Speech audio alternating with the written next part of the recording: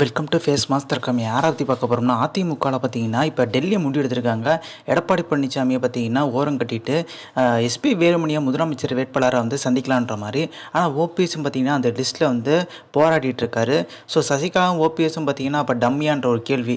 இதுக்கு முன்னாடி எடப்பாடி பழனிசாமி வச்சு பார்த்தீங்கன்னா சசிகலா ஓபிஎஸை வச்சு யூஸ் பண்ணிக்கிட்டாங்க பாஜக. இப்பயும் எங்களை யூஸ் பண்ணிக்கிறீங்களான்ற மாதிரி ஒரு அதிருப்தியை பார்த்தீங்கன்னா வெளிப்படுத்தியிருக்காங்க. வேலுமணி இது வரைக்கும் பார்த்தீங்கன்னா அமைச்சராக மட்டும்தான் இருந்திருக்காரு.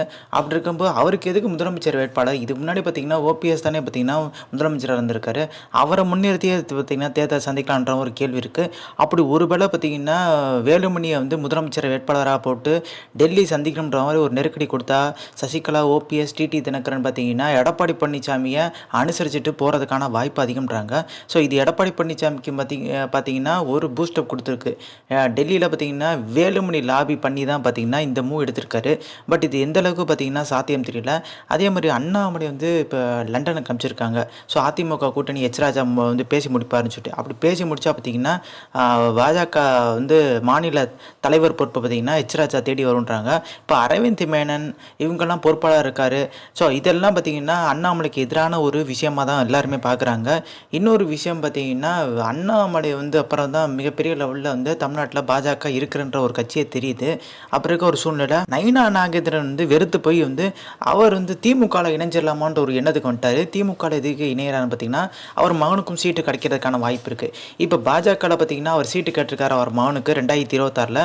ஸோ அப்பா மகனுக்கு எப்படி வந்து வாரிசு அரசியல் நம்ம எதிர்த்து தான் போராடிட்டு இருக்கோம், எப்படி சீட்டு தர முடியும் அப்படின்ற ஒரு கேள்வி இருக்குது. அப்படி இருக்கும்போது பார்த்தீங்கன்னா பாஜக மறுக்குது. ஆனால் பாஜக பார்த்தீங்கன்னா நயினா நாகேந்திரனுக்கு பாஜக தலைவர் பொறுப்பு தரேன்ற மாதிரி சொல்லியிருக்காங்க.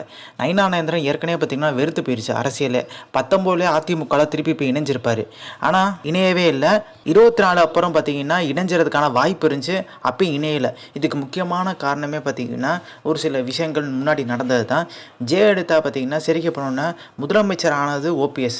ஆனால் ஓபிஎஸை முதலமைச்சர் ஆக்கணும்னு சொல்லிட்டு சசிகலா மட்டும் தான் நினச்சிருக்காங்க. ஆனால் வந்து ஜெயலலிதா அவங்க வந்து அவங்களோட சாய்ஸ் வந்து நயினா நாகேந்திரன். ஸோ அதை தடுத்து நிப்பாட்டினது அன்றைக்கி வந்து சசிகலா. ஸோ 2019 பார்த்தீங்கன்னா சசிகலா வந்து வெளியே தான் இருந்தாங்க, அதிமுகவில் சிறையில் தான் இருந்தாங்க. அதிமுக உள்ளே வர முடியாத ஒரு சூழ்நிலை உருவாயிருச்சு சசிகலாவுக்கு. அப்படி இருக்க போச்சு நம்ம உள்ளே போயிடலாம்ன்ற எண்ணத்தில் வரும்போது அவர் வந்து எம்எல்ஏ சீட்டு வந்து பார்த்திங்கன்னா பாஜக தந்தாங்க. நம்மளுக்கு தெரியும் பாஜக அங்கே அந்த கட்சியோட பார்த்திங்கன்னா இப்போ சட்டமன்ற குழு தலைவராக இருக்கார். எம்பி எலெக்ஷன் பார்த்திங்கன்னா போராடிட்டு இருந்தார் ஜெயிச்சுருவார்னு சொல்லிட்டு. ஆனால் இது உள்ளடி வேலை பார்த்ததே பார்த்திங்கன்னா அண்ணாமலை தான் சொல்கிறாங்க. ஸோ இவருக்கட்டும் உள்ளடி வேலை பார்க்கல. அது சிடி ரவி கர்நாடகாவில் சட்டமன்ற தேர்தல் சந்திச்சார்ல பார்த்திங்களா, அவருக்குமே உள்ளடி வேலை பார்த்துருக்காரு. இது அப்புறம் பின்னாடி வரதில் சொல்கிறேன். வந்து நயினா நாகேந்திரன் வந்து அதிமுக போகாததுக்கு காரணமே சசிகலா தான். இப்போ சசிகலா வந்து பார்த்திங்கன்னா சுற்றுப்பயணம்லாம் போயிட்டு இருக்காங்க, சின்னம் கொடியெல்லாம் பயன்படுத்திட்டு தான் இருக்காங்க. ஆனால் ஓபிஎஸ் அப்படி பயன்படுத்தவே இல்லை. ஓபிஎஸ்க்கு பார்த்திங்கன்னா கரை வெட்டி கூட கட்ட முடியாத ஒரு சூழ்நிலை பார்த்திங்கன்னா எடப்பாடி பழனிசாமி உருவாக்கி வச்சிருக்காரு. நயினா நாகேந்திரன் அதிமுகலேருந்து வந்ததுக்கு முக்கியமான காரணம் சசிகலா தான். அப்படி இருக்கும்போது பார்த்திங்கன்னா சசிகலா சுற்றுப்பயணம் போது சின்னம் கொடியெல்லாம் பயன்படுத்திட்டு இருக்காங்க. எடப்பாடி பழனிசாமி எந்த ஒரு வழக்கமே போடல. அப்போ திருப்பியும் பார்த்திங்கன்னா எடப்பாடி பழனிசாமியை சொல்கிற பேச்சு கேட்டு வந்து நயினா நாகேந்திரன் அதிமுகவில் இணைஞ்சாருன்னா சசிகலா உள்ளே வரதுக்கான வாய்ப்பு இருக்குது. ஒருவேளை 2026க்குள்ளே வரதுக்கான வாய்ப்பு இருந்துச்சுன்னா திருப்பியும் பார்த்திங்கன்னா சங்கடமாக போயிடும்ன்ற மாதிரி வந்து நயினா நாகேந்திரன் நினைக்கிறாரு. அதுக்கு அரசியல் விட்டே ஒதுங்கிடலாம்ன்ற ஒரு எண்ணத்திலே வந்துட்டு அதான் சொல்கிறாங்க. ஸோ அதிகபட்சமாக திமுக போகிறதுக்கான வாய்ப்பு இருக்குது. திமுகவோட பேச்சுவார்த்தை நடத்திட்டு இருக்கதா சொல்கிறாங்க. ஆனால் வந்து பாஜக தலைமை வந்து பெரிய லெவலில் பொறுப்பு கொடுக்கல. இப்போ இந்த எம்பி எலெக்ஷனில் ஜெயிச்சிருந்தாருன்னா மிகப்பெரிய லெவலில் மத்திய அமைச்சர் ஆயிருப்பார். தன்னோட மகனை பார்த்திங்கன்னா எம்எல்ஏ எலெக்ஷனை வந்து சந்திக்க ஒரு வாய்ப்பு கேட்டு மேலிடத்தோட டச்சில் இருந்து பண்ணியிருப்பார். ஆனால் இந்த தோல்வி எப்படி வந்துச்சுன்னு பார்க்கலாம். 2021 அவர் ஜெயிக்க வேண்டிய கேண்டிடேட்டு நம்மளுக்கு ஒரு 4 கோடி மாட்டுச்சு பார்த்திங்களா. அது முழுக்க அண்ணாமலை டீம் பண்ண ஒரு சதி. இதே மாதிரி சரி தான் சிடி ரவிக்கும் ஆச்சு. சிடி ரவி பார்த்திங்கன்னா எம்எல்ஏ எலெக்ஷன் தான் சட்டமன்ற தேர்தலில் பார்த்திங்கன்னா கர்நாடகாவில் சந்திக்கிறாரு. அவருக்கும் இதே ஒரு சூழ்நிலை தான். இந்த 4 கோடி மாற்ற மாதிரி அங்கே ஒரு சில மாட்டியிருக்கு, கொலுசு வடையல்னு சொல்லிட்டு. அப்போ இதெல்லாம் நாங்கள் உத்து கவனிக்க போகும்போது பார்த்திங்கன்னா இது அண்ணாமலை டீம் தான் பண்ணியிருக்காங்க. அதாவது பார்த்திங்கன்னா உறுதியாகவே எல்லாருமே சொல்கிறாங்க. தான் தவிர்த்து யாருமே வளர்ந்துடக்கூடாதுன்னு சொல்கிறதுல பார்த்திங்கன்னா ரொம்ப வந்து கூர்ந்து கவனித்து வந்து மூவ் பண்ணிகிட்ருக்காரு.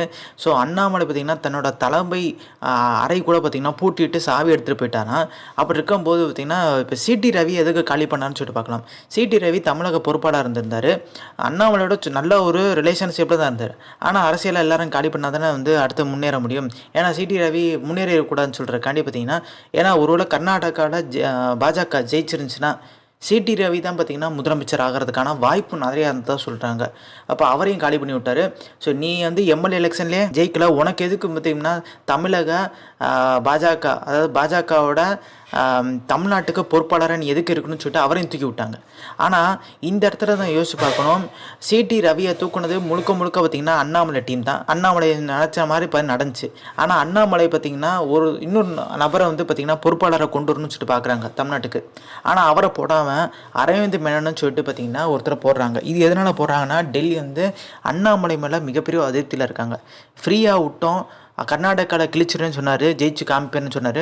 இப்போ 40 இடங்களில் 25 இடங்களில் பிடிப்பேன்னு சொன்னார். சட்டமன்ற தேர்தலில் ஜெயிச்சு காமிப்பேன்ற மாதிரி சொல்லியிருந்தார். எதுவுமே நடக்கல. இவருக்கு வந்து ஃப்ரீயாக விடக்கூடாதுன்னு சொல்கிற ஒரு எண்ணத்துக்கு வந்துட்டாங்க. ஸோ இப்போ இந்த பொறுப்பாளர் வந்து அரவிந்த் மேனன் என்ன பண்ணுறாரு, ஃபங்க்ஷன் வந்து ஏற்பாடு பண்ணுறாரு. அதில் வந்து மத்திய அமைச்சராக இருக்க சிவராஜ் சிங் சௌஹான் அவங்க வந்து பார்த்திங்கன்னா பங்கேற்கிறாங்க. அவர் பங்கேற்கிறாரு, மாநில தலைவர் உள்ளே உட்காந்துருக்காரு, நடுவில் எந்திரிச்சு போயிடாரு. அது அங்கே மத்திய அமைச்சருக்கு வந்திருக்கார் பார்த்தீங்கன்னா 3 முறை முதலமைச்சர் இருந்தவர், ராஜ்யசபா எம்பியாக இருந்தார். அடுத்த எலெக்ஷனோட பிஎம் கேண்டிடேட்னு சொல்லிட்டு நபர் உட்காந்துருக்காரு, அண்ணாமலை எந்திரிச்சு போயிட்டார். முக்கியமான காரணம் என்ன பார்த்தீங்கன்னா, இங்கே பிருத்திவிராஜ்னு சொல்லிட்டு ஒரு பேரை கேள்விப்பட்டிருப்பீங்க. ரீசெண்டாக பார்த்தீங்கன்னா ஒரு தங்க கடத்தல் மேட்டரில் சிக்கியிருந்தார்ல, அண்ணாமலையோட டீம் மெம்பர் தான் பார்த்தீங்கன்னா அந்த ஏர்போர்ட்டில் வந்து ஸ்டால் போட்டு உட்காந்துருக்கதா சொல்கிறாங்க. தங்க கடத்தில் பார்த்தீங்கன்னா அங்கேருந்து 50 லட்சம் கொண்டு வந்து 90 லட்சத்துக்கு மாற்றுவாங்கன்ற மாதிரி பார்த்தீங்கன்னா இது வந்து முழுக்க முழுக்க திருச்சி சிவா பார்த்தீங்கன்னா சொல்லியிருந்தார். ஸோ அப்படி இருக்கும்போது பார்த்திங்கன்னா அது பிடிக்கிறாங்க, கஸ்டமர்ஸ் அதிகாரி பிடிக்கிறாங்க. ஸோ பிடிச்சது பார்த்திங்கன்னா அண்ணாமலைக்கு ரிப்போர்ட் இருந்தோன்னா அவர் டக்குன்னு போகிறாரு. அவர் வந்து பார்த்திங்கன்னா காப்பாற்றணும்னா இவர் மாட்டிக்கார்ல, அதனால் பார்த்திங்கன்னா அவரை காப்பாற்றிட்டு அந்த பிடிச்சாங்கல்ல 25 பேர் கஸ்டம்ஸு, அவங்கள தூக்கி பார்த்திங்கன்னா வேறு ஒரு மாநிலங்க மாற்றி விட்றாங்க. ஸோ இப்போ எடப்பாடி பழனிசாமியோட பார்த்திங்கன்னா அந்த முரண்பாடு, பழனிசாமியோட எதுக்கு முரண்பாடுனா, எடப்பாடி வந்து அண்ணாமலையை வந்து ஈஸியாக வந்து அணுகிடலாம்ன்ற மாதிரி பார்த்திங்கன்னா ஒரு டோனில் தான் போயிட்டு இருந்துச்சு. ஒரே சமுதாயக்காரங்க கூட்டணி வந்து நம்மளுக்கு சாதமாக செயல்படுவார்னு சொல்லிட்டு போக போக பார்த்திங்கன்னா எடப்பாடியோட சொந்த மாவட்டத்திலே கை வைக்க ஆரம்பிச்சிட்டார். பார்த்திங்கன்னா செந்தில் பாலாஜியை காலி பண்ணணுன்ற ஒரு முடிவோட தான் 2 பேருமே கிளம்புறாங்கிறாங்க, எடப்பாடி பழனிசாமியும் அண்ணாமலையும். ஆனால் போக பார்த்திங்கன்னா அவங்களுக்குள்ளேயே ஒரு மோதல் வந்து மிகப்பெரிய லெவலில் பார்த்திங்கன்னா இப்போ வந்து பிரிஞ்சு கிடக்குறாங்க. இப்போ ஒருவேளை அண்ணாமலை கட்சியை விட்டு போனாலுமே பதவி இல்லாமல் அப்படியே அமைதியாக இருப்பாருன்னு கேட்டிங்கன்னா ஒவ்வொரு அளவுக்கு தான் அமைதியாக இருப்பார். ஒருவேளை கட்சியை விட்டு போகிறன்ற ஒரு சூழ்நிலை, புது கட்சியை ஆரம்பிக்கிறதுக்கான வாய்ப்பு இருக்குது. வேறு எந்த கட்சியும் இணையறதுக்கான வாய்ப்பு இல்லை. புது கட்சி ஆரம்பிக்கிற பட்சத்தில் நிறைய பாஜகவினர் அங்கே போகிறதுக்கான வாய்ப்புன்னு கற்று சொல்கிறாங்க. இன்னொரு விஷயம், அப்படி நடக்கிறதுக்கான வாய்ப்பு இல்லை. இப்போ தமிழக பாஜக தலைவர் பார்த்திங்கன்னா யாரை போகிறது, நயனானேந்திரம் வரமாட்டேன்னு சொல்லிட்டாரு. தமிழிசை பார்த்திங்கன்னா ஏற்கனவே இருந்தவங்க கவர்னராக இருந்துட்டு திருப்பியும் பார்த்திங்கன்னா அவங்களே ஆள் இல்லாமல் பார்த்திங்கன்னா போட்டவங்களே போகிறாங்கன்ற மாதிரி ஒரு பிம்பம் ஏற்பட்டுன்னு சொல்கிறக்காண்டி வந்து அண்ணாமலையே இருக்கணுன்ற மாதிரி ஒரு முடிவில் இருக்காங்க. அண்ணாமலை தவிர்த்து வேறு யாரையும் பார்த்திங்கன்னா அண்ணாமலை வளரவுள்ள அது வெட்ட வெளியாக எவனுக்குமே தெரியலன்ற மாதிரி ஒரு சூழ்நிலை தான் பார்த்திங்கன்னா பாஜகவில் உருவாயிருக்கதா சொல்கிறாங்க. அதே மாதிரி பார்த்திங்கன்னா இப்போ மாநில சட்டமன்ற தேர்தல், பொது தேர்தல், இந்த நாடாளுமன்ற தேர்தல், இந்த மாதிரி டைமில் இருந்தால் பார்த்திங்கன்னா டெல்லி அரசியலில் சார்ந்தவங்க நல்லா வந்து பணம் அனுப்புவாங்க, இந்த செலவுக்காண்டி ஸ்வீட் பாக்ஸ்லாம் அனுப்புவாங்க. ஆனால் சும்மா இருக்கும்போது பார்த்திங்கன்னா எந்த ஒரு செலவும் பார்த்திங்கன்னா டெல்லியிலேருந்து எந்த ஒரு சோர்ஸுமே கிடைக்காது. அப்போ இருக்க ஒரு சூழ்நிலை அண்ணாமலை மதுரையில் பார்த்திங்கன்னா மாவட்டத்தில் ஒரு ஆலோசனை கூட்டத்தில் பேசினதா திருச்சி சூர்யா என்ன சொல்லியிருக்காருன்னா, என்ன தப்பு வேணால் பண்ணுங்கள், நீங்கள் 100 ரூபா சம்பாதிக்கிறாங்கன்னா எனக்கு 20 ரூபா தந்துருங்கன்ற மாதிரி பார்த்திங்கன்னா அண்ணாமலை சொன்னதான் மிகப்பெரிய பரபரப்பை ஏற்படுத்தியிருக்கு. நீங்கள் என்ன தப்பு வேணால் பண்ணுங்கள், ஆனால் வெளியே தெரியாமல் பண்ணுங்கன்ற மாதிரி பார்த்திங்கன்னா ஒரு விஷயத்தையும் எடுத்துரைச்சிருக்கதா சொல்கிறாங்க. ஸோ இந்த இன்ஃபர்மேஷன் பிடிச்சா like, share, subscribe. Thanks for வாட்சிங் திஸ் வீடியோ.